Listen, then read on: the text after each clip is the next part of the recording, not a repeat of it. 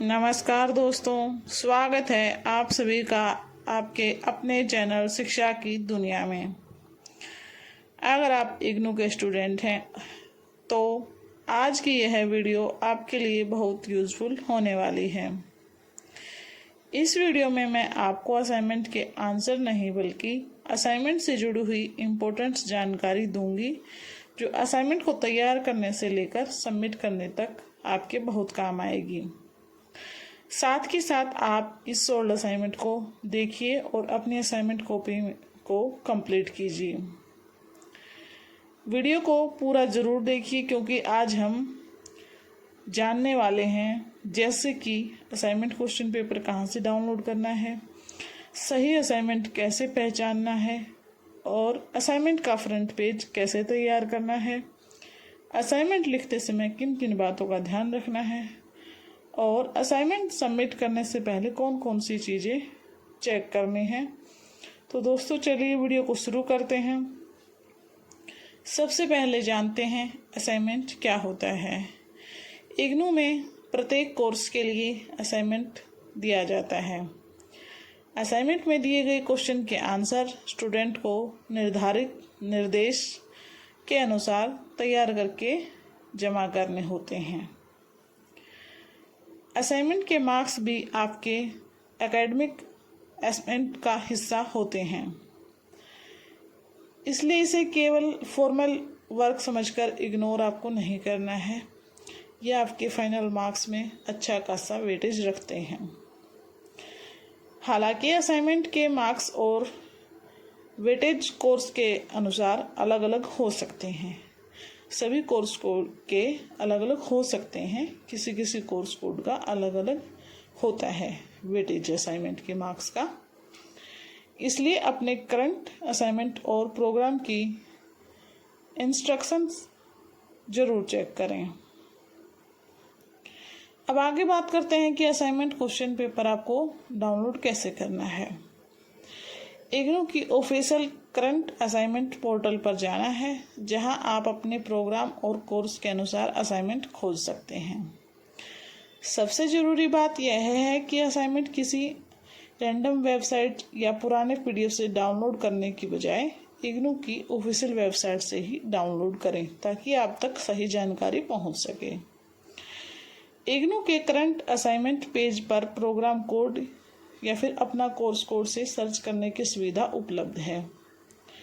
Assignment download करने से पहले वैलिड सेशन और कोर्स कोड जरूर चेक कर लें और ये भी ध्यान रखें कि आपका जो सेशन हो आप उसी को सिलेक्ट करें। ध्यान रखना है पुराना असाइनमेंट देखकर उसे करंट असाइनमेंट ना समझ लें। अगर आप कोर्स कोड है तो सर्च बॉक्स में अपना कोर्स कोड डालकर असाइनमेंट चेक करें और अपने सेशन के लिए वैलिड पीडीएफ डाउनलोड करें जो कि फ्री ऑफ कॉस्ट होता है। अब आगे जानते हैं कि असाइनमेंट का फ्रंट पेज आपको बनाना कैसे है। असाइनमेंट का फ्रंट पेज बहुत इम्पोर्टेंट होता है। फ्रंट पेज पर सामान्य रूप से आपको बेसिक डिटेल्स लिखनी होती हैं जैसे कि आपका नाम, enrolment number, programme code, course title, study centre, regional centre, assignment number, आपकी जीमेल आईडी, मोबाइल नंबर और डेट आदि। ये सभी ज़रूरी चीज़ें आपको फ्रंट पेज पर मेंशन करनी होती हैं। अब आगे है कि आपको कौन सी बात ध्यान में रखनी है। इम्पोर्टेंट बात यह है, हर इग्नू प्रोग्राम में फ्रंट पेज एग्जैक्ट फॉर्मेट एक जैसा नहीं हो सकता है।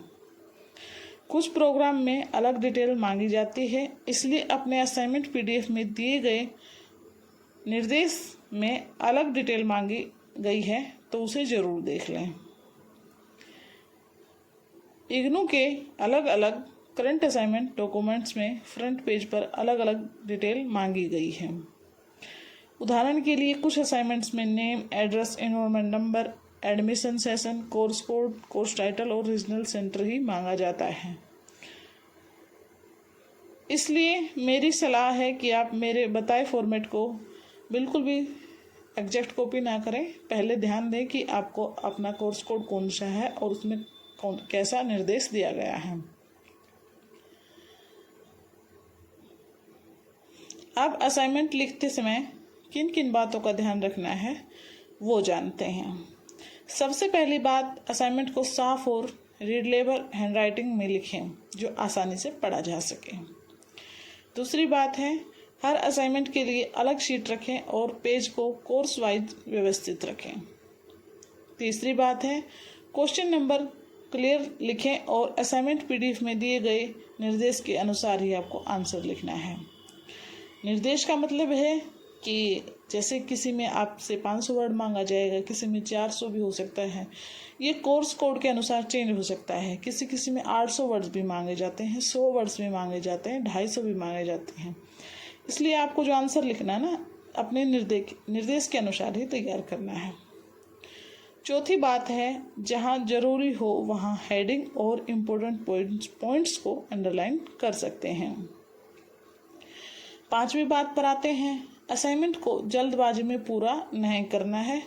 सबमिट करने से पहले असाइनमेंट दोबारा चेक कर लेना है ताकि आपसे कोई गलती ना हुई हो, बीच में कोई पेज मिस ना हो, आगे पीछे ना हो गया हो। ज़्यादा कटिंग है तो आप उसे पेज को हटाकर दोबारा से लिख दें। हाँ, जब आप असाइनमेंट लिखें तो आपको ब्लैक और ब्लू पेन का इस्तेमाल करना है और A4 साइज शीट का इस्तेमाल करना है। इसके लिए हम आगे बात करेंगे।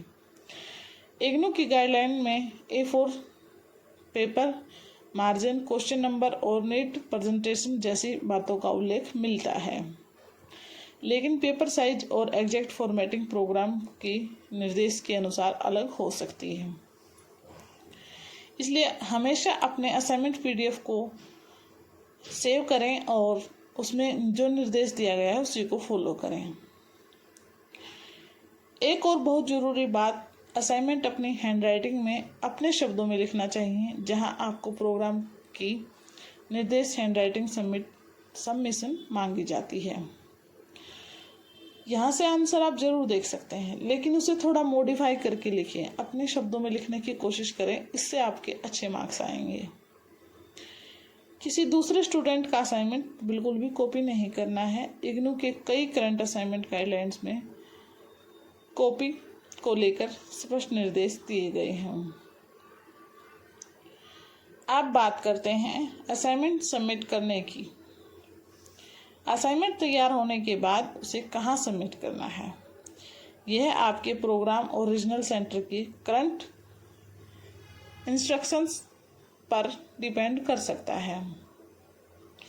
कहीं फिजिकल सबमिशन की व्यवस्था होती है और कुछ रीजनल सेंटर में ऑनलाइन सबमिशन के लिए लिंक दिया जाता है। इसलिए आपके स्टडी सेंटर की गाइडलाइन जरूर देख लें।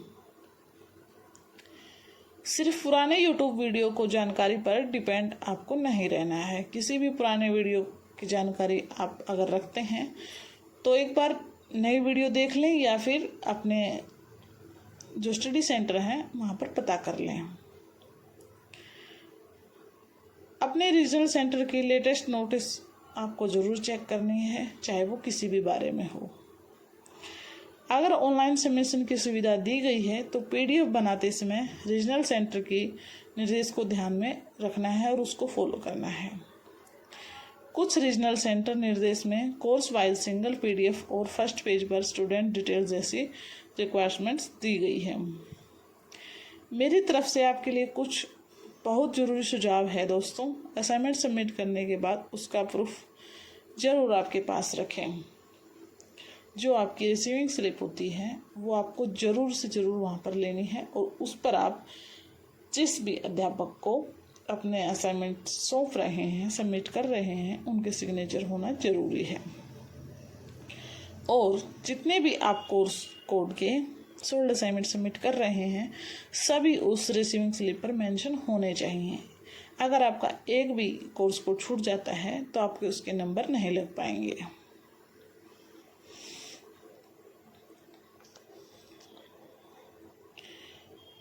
अगर आप ऑनलाइन सबमिट करते हैं तो उसका भी स्क्रीनशॉट रखिए, ईमेल वगैरह रखिए।